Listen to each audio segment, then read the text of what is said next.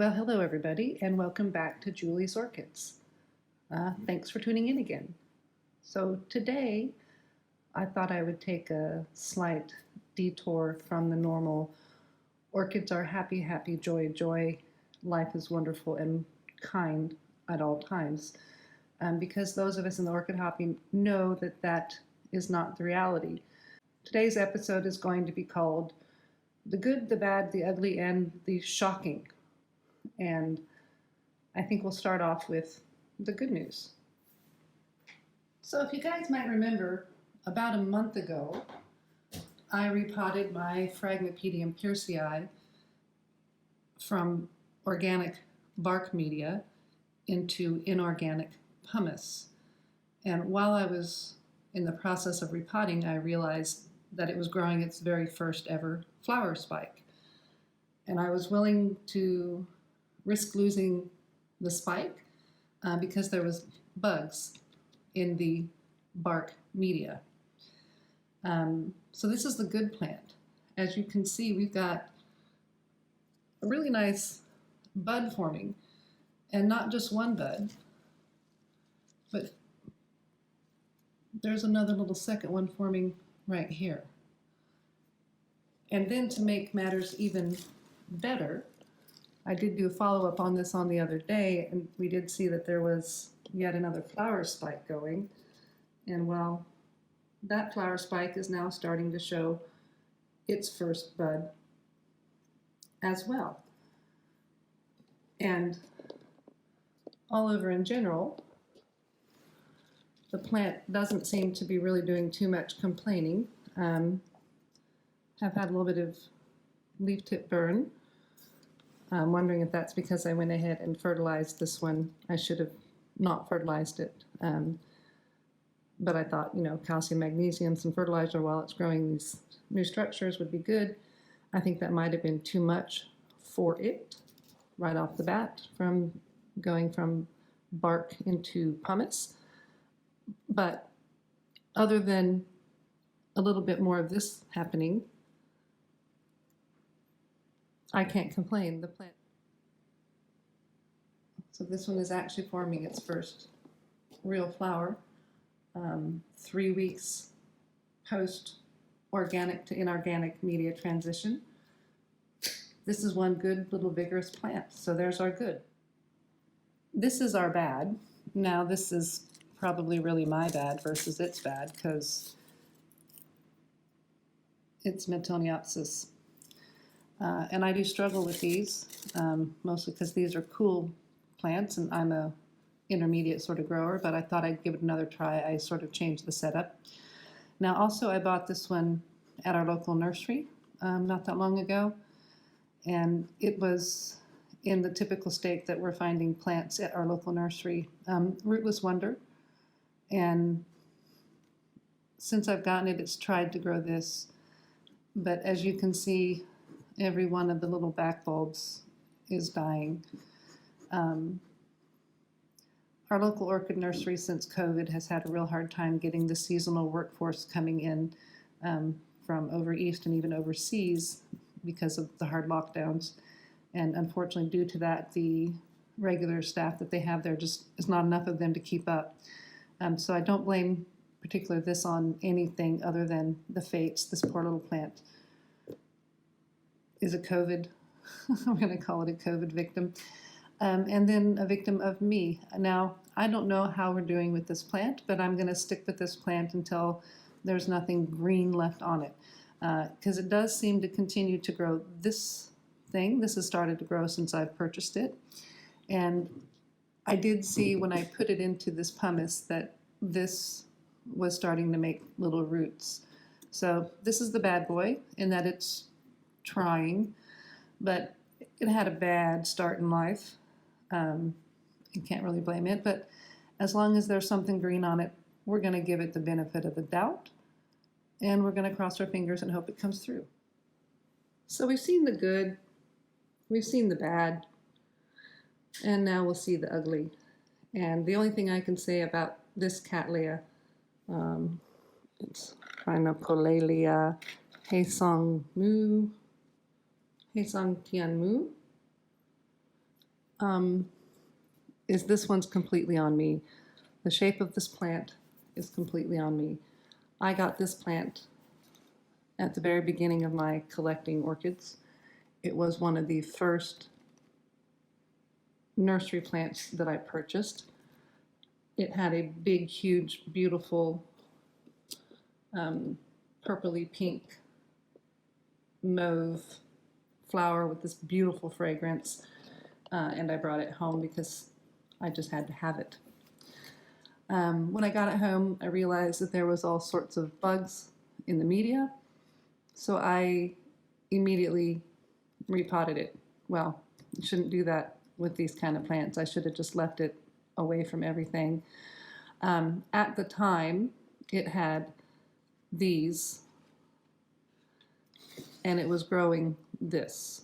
So I went ahead and repotted it, and it lost all of its roots before this one started growing roots. So continued to grow this one along, great and wonderful.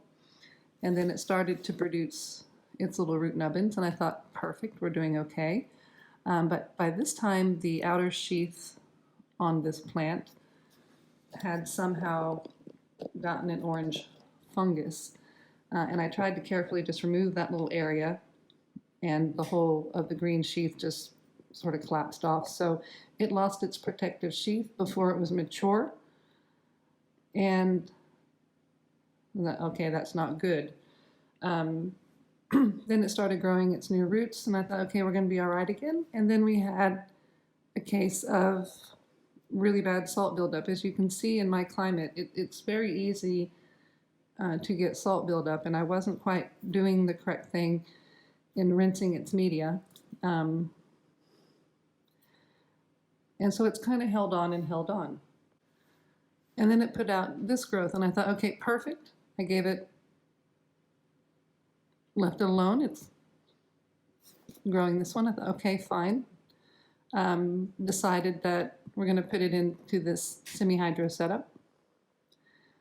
It was starting new root nubbings when I did it. Since then, I'm unsure what has happened to this plant, but it immediately aborted its root nubbins.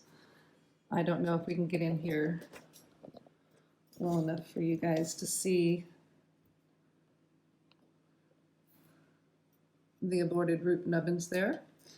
And it's just kind of sat here and done nothing and nothing and nothing for the longest time. Now, I've been saying as long as it's green, I'm going to hold on to it, but that new growth is really not looking good. And the only thing that I am actually holding on for is that one single solitary root, which I think is going to fail. And I think I should just probably put this poor plant out of its misery and let it die. However, just for kicks and giggles, we're going to ride it out. And when there's nothing green left on this plant, then it will go in the garbage. And welcome to the shocking. Yes, the shocking. So I'm going to put a link here on this plant. And I'm going to give you a minute. Actually, no, I'm not going to put the link in there yet. I'm going to give you a minute to think about what this plant might be or used to be. Because it's actually a species. And when I bought this plant, I was told by the grower I bought it from that this is a very hardy plant and you just can't kill them. Well, we're going to go to exactly what this plant is. I'll put the link right here and introduce you back again to my Zygomachii. And if you remember from looking at that link, this used to be a huge, beautiful plant with big, fat, lemon-sized pseudobulbs. I got it from the guy. I got it home. It had slugs. I repotted it. Didn't get all the slugs. Repotted it. Obviously still didn't get all the slugs because we were sitting in the living room one night and I saw Slugzilla. It was about 6-7 centimeters long. Maybe longer than that. I don't know how long that is in centimeters. I'm going to say 3-4 inches long. And so then I took it outside and did a radical cleanup on it because this had roots and roots and roots. Unfortunately, the slugs had gotten to it after this new growth, this new growth, and this new growth had already made their roots, and those were gone. They munched those off quite nicely, so we were only left with the original roots. And to get into them, to be honest with you, when I finally got into this plant and really dug through the roots, I found 13 slugs in the root ball, even though I had treated it with, you know, hydrogen peroxide and all the things you're supposed to every time I had repotted it. So needless to say that my big, beautiful Mackaei had lovely root systems, and they've just been munched and munched and munched by slugs. So it's been sitting in this bowl full of spag moss for about 2 months, and it's growing this. And it's trying to grow, it's trying, and it grew this, and it's trying to grow these little things. It's trying to do a whole lot, but what it's not doing is putting out roots. Again, I'm going to stick with as long as you've got something green and growing, we're going to give you a go, but I don't have very high hopes for this plant. So there you have it, the bad, the ugly, and the shocking. These are the realities of growing orchids. You'll find that there are some genres of orchids that you just really struggle with. I went into the Cattleya Alliance before I should have. And you can see that in this plant. I don't have many Cattleyas because I still do kind of struggle with them. I have a few little baby ones that I've received as gifts recently, but this one taught me a lot. And I was so heartbroken over it. I haven't really tried to replace it, even though I do love the Cattleyas with their big flower and their wonderful fragrance. This one, like I said, I felt sorry for it at the nursery.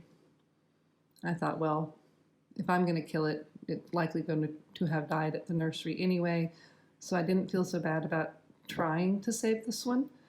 I do love the Miltoniopsis. Their flowers look like pansies and they have quite beautiful fragrances to them. I just struggle with them in my climate.